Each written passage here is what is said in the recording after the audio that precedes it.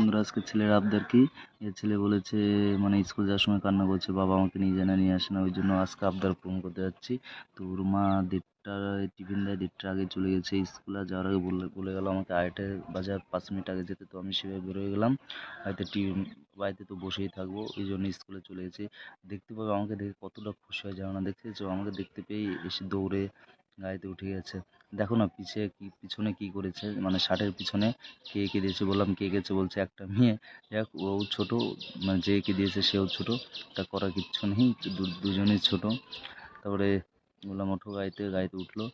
তারপরে এতটা ব্যস্ত হয়েছে আসার জন্য, বন্ধুরা তোমরা যাও না, ও নিজে নিজেই চাবি অন করে দিয়ে বাবা বলছে, বাবা চলো বাবা চলো, বারবার বলছে বাবা চলো।